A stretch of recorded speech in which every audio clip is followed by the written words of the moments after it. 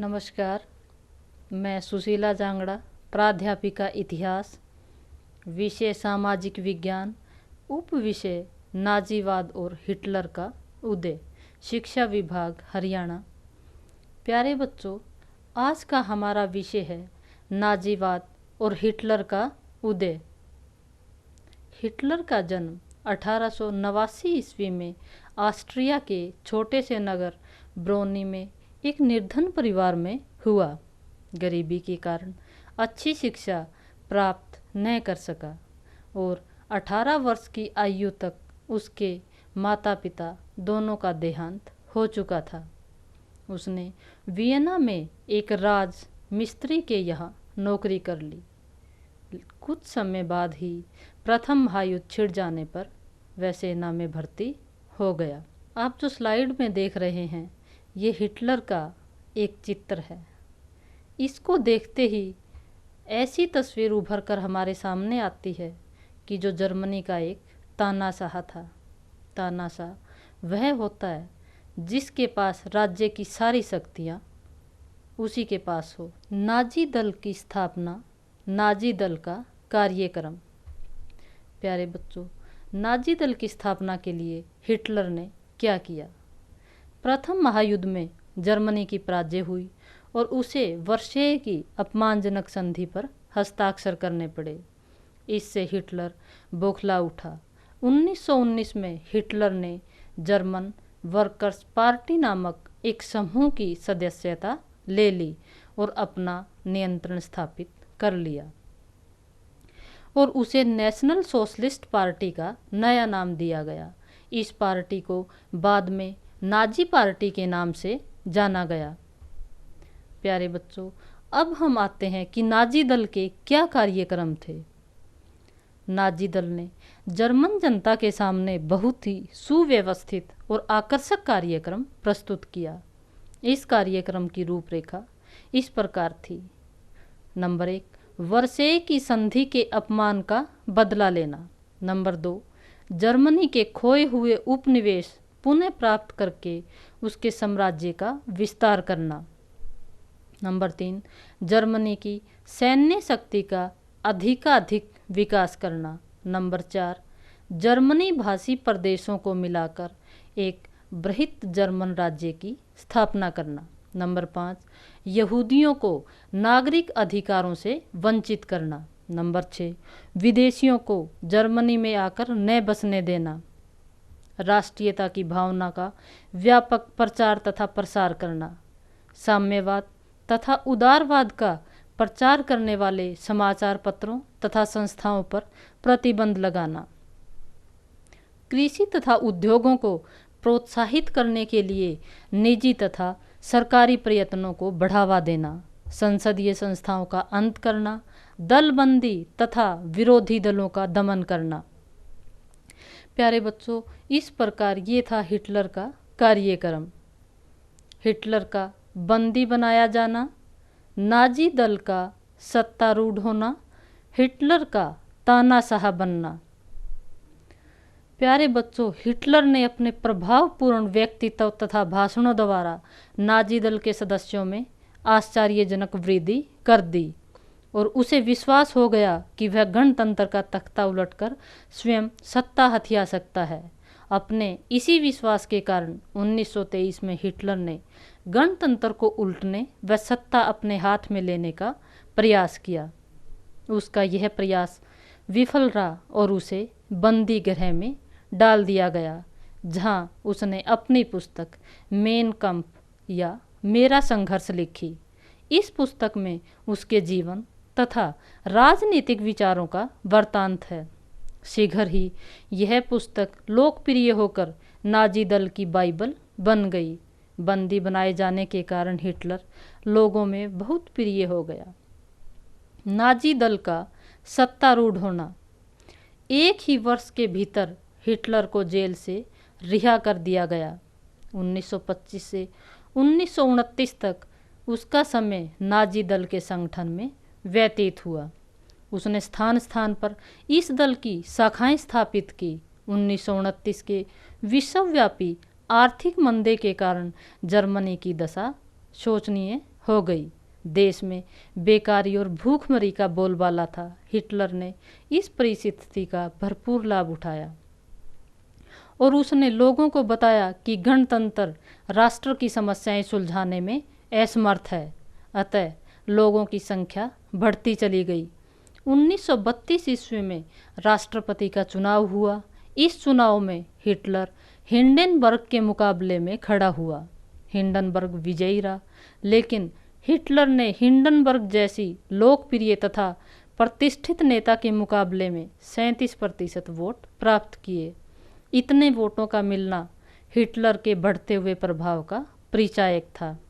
साथ ही 1932 ईस्वी के चुनाव में नाजी दल को 230 सीटें मिली। इस प्रकार यह दल रिक्सटाग का सबसे महान दल बन गया। हिटलर का चांसलर तथा तानाशाह बनना। प्यारे बच्चों, राष्ट्रपति हिंडेनबर्ग ने हिटलर को अपना चांसलर बनाया। शासन सत्ता हाथ में आ जाने पर हिटलर जर्मनी का तानाशाह बनने के सपने देखने लगा। दमन के इस वातावरण में मतदान हुआ और नाजी दल बहुमत प्राप्त करने में सफल रहा। अप्रैल 1933 को नई संसद ने अपने सारे अधिकार 4 वर्ष के लिए हिटलर तथा उसके मंत्रिमंडल को सौंप दिए। इस प्रकार गणतंत्र का अंत सा हो गया। 2 अगस्त 1934 ईस्वी को राष्ट्रपति हिंडेनबर्ग का देहांत हुआ। हिटलर ने इस अवसर का लाभ उठाया और राष्ट्रपति के अधिकारों को भी अपने हाथ में ले लिया। 14 अगस्त 1934 ईस्वी को एक जनमत संग्रह ने उसके इस कार्य की पुष्टि कर दी और उसने राष्ट्रनायक फ्यूहरर की उपाधि धारण की। इस प्रकार शक्ति ग्रहण करने के 1 वर्ष के भीतर ही हिटलर जर्मनी का तानाशाह बन गया। प्यारे बच्चों, इस तरह हिटलर जर्मनी का तानाशाह बन जाता है और नाजी दल के उदय के कारण। वर्षेय की अपमानजनक संधि। नंबर 2, 1929 ईस्वी का आर्थिक संकट। वर्षेय की अपमानजनक संधि। प्यारे बच्चों, प्रथम महायुद्ध में जर्मनी की हार हुई और उसे वर्षेय की अपमानजनक संधि पर हस्ताक्षर करने पड़े थे। इस संधि के अनुसार जर्मनी को एक बड़ी भारी राशि युद्ध में क्षतिपूर्ति के रूप में देनी पड़ी। उसके अनेक प्रदेश तथा उपनिवेश उससे छीन लिए गए। उसके सैन्य शक्ति को कम कर दिया गया। जर्मनी की कुछ कोयले की खानों पर मित्र देशों ने अधिकार कर लिया। इस प्रकार वर्षेय की संधि जर्मनी के लिए कठोर होने के साथ साथ अपमानजनक भी थी। इससे जर्मनी के मान को बड़ा भारी धक्का लगा। वाइमर गणराज्य वर्षेय संधि के अपमान का बदला न ले सका। इससे जर्मन जनता में असंतोष की लहर दौड़ गई। वे मित्र राष्ट्रों के आधिपत्य को कुचलकर जर्मनी के प्राचीन गौरव को स्थापित करने के लिए मचल उठे। ऐसी परिस्थितियों में हिटलर ने जर्मन जनता को विश्वास दिलाया कि वह वर्षेय की संधि के अपमान को धोकर रहेगा। उसने तथा उसके दल ने हम फिर हथियार उठाएंगे का नारा लगाकर लोगों के दिलों में स्थान प्राप्त कर लिया। 1929 का आर्थिक संकट। प्यारे बच्चों, 1929 में विश्व आर्थिक संकट की चपेट में आ गया और इसका प्रभाव जर्मनी पर भी पड़ा। प्रथम महायुद्ध के कारण देश में पहले ही भूखमरी और बेरोजगारी का बोलबाला था। लगभग 60 लाख लोग बेकार हो चुके थे। वे देश में असंतोष और बेचैनी फैला रहे थे।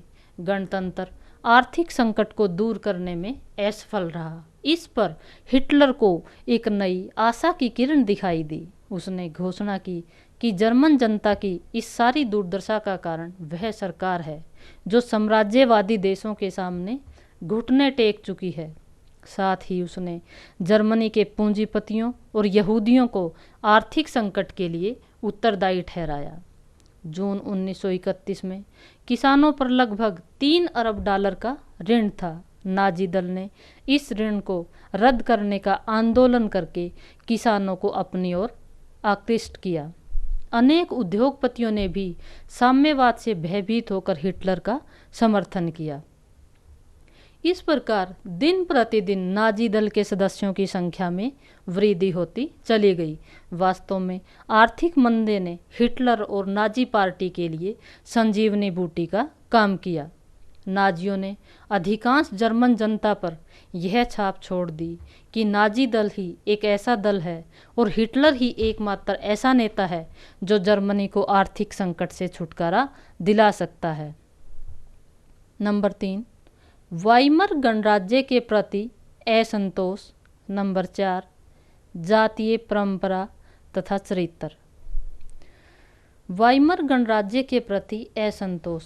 प्यारे बच्चों, जर्मन जनता को पहले ही गणराज्य में विश्वास न था।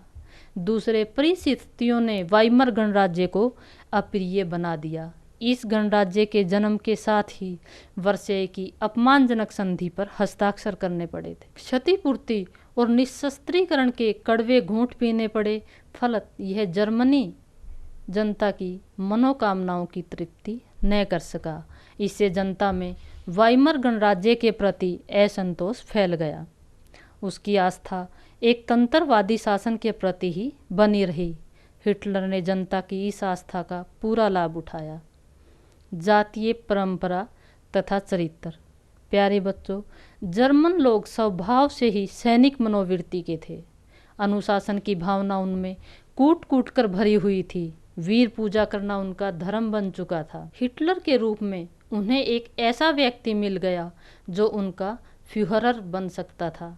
जर्मनों ने इस जातीय परंपरा तथा चरित्र ने नाजी दल के उदय का मार्ग प्रशस्त किया। नंबर 5, यहूदियों के विरुद्ध प्रचार। नंबर 6, हिटलर का चुंबकीय व्यक्तित्व।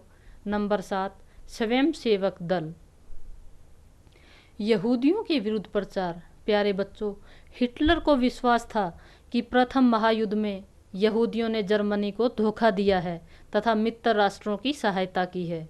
जर्मन उद्योगों पर यहूदियों का अधिकार था तथा शासन कार्य में भी उनका विशेष हाथ था। हिटलर ने जर्मन जनता को यहूदियों के विरुद्ध भड़काया और जर्मन लोग पहले से ही शासन तथा उद्योग में यहूदियों के प्रभुत्व से तंग आ चुके थे, अतः वे हिटलर के अनुयायी बन गए। हिटलर का चुंबकीय व्यक्तित्व। प्यारे बच्चों, हिटलर असाधारण तथा प्रभावशाली व्यक्तित्व का स्वामी था। उसमें नेता बनने के वे सभी गुण विद्यमान थे। वह प्रभावशाली तथा उच्च कोटि का वक्ता था। उसके भाषण बहुत जोशीले होते थे और उनमें जादू का सा असर होता था। लोगों का उस पर अंधविश्वास सा हो गया। वे उसे दैवी शक्ति समझने लगे। इससे नाजी दल के प्रसार तथा प्रसार में काफ़ी सहायता मिली। स्वयंसेवक दल। प्यारे बच्चों, मित्र राष्ट्रों ने वर्षेय की संधि के अनुसार जर्मनी की सैनिक शक्ति कम कर दी। इससे बहुत से सैनिक बेकार हो गए। हिटलर ने इन सैनिकों को अपने स्वयंसेवक दल में भर्ती कर लिया।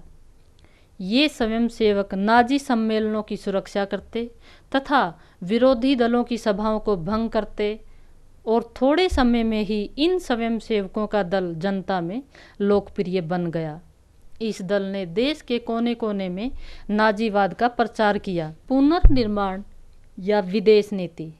नंबर 1, वर्षेय की संधि का उल्लंघन, सार घाटी की पुनः प्राप्ति, रोम, बर्लिन, टोक्यो धुरी, सोवियत संघ पर हमला। प्यारे बच्चों, अब हम आते हैं वर्षेय की संधि का उल्लंघन। हिटलर वर्षेय की संधि को जर्मनी के माथे पर कलंक का टीका समझता था और वह इस कलंक को धो डालना चाहता था। परिस्थितियों ने उसे स्वयं अवसर प्रदान किया। उसके सत्तारूढ़ होने से पूर्व जेनेवा में निशस्त्रीकरण सम्मेलन हो रहा था। इस सम्मेलन में जर्मनी के प्रतिनिधियों ने निशस्त्रीकरण की शर्त सभी राष्ट्रों पर समान रूप से लागू करने की मांग रखी, परंतु उसकी इस मांग पर उचित ध्यान न दिया गया। इस पर हिटलर ने अपने प्रतिनिधियों को वापस बुला लिया गया। तत्पश्चात उसने राष्ट्रसंघ की सदस्यता भी छोड़ दी। इससे संस्था को भारी धक्का लगा।